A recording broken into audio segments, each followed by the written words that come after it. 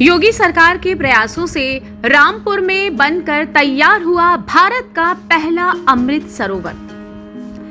PM Modi की 75 अमृत सरोवर बनाए जाने की परिकल्पना को यूपी सरकार कर रही है पूरा।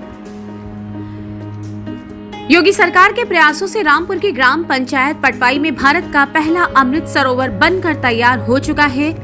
राज्य सरकार प्रधानमंत्री नरेंद्र मोदी की परिकल्पना को साकार करने में जुटी है।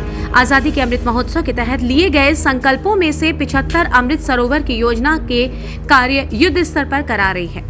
इन प्रयासों की कड़ी में सबसे पहले रामपुर में गंदगी से पटे तालाब को कुछ ही हफ्तों में साफ करके उसका कायाकल्प किया गया है।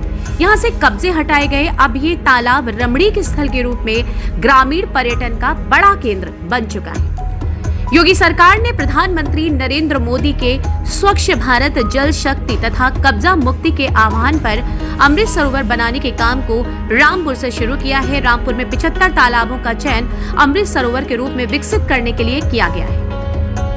प्रधानमंत्री नरेंद्र मोदी ने रविवार को मन की बात में यूपी के रामपुर में यूपी सरकार की ओर से तैयार किए गए इस पहले अमृत सरोवर की तारीफ और तालाब की सफाई में जुटने वाले गांव के लोगों और स्कूल को बधाई भी दी है।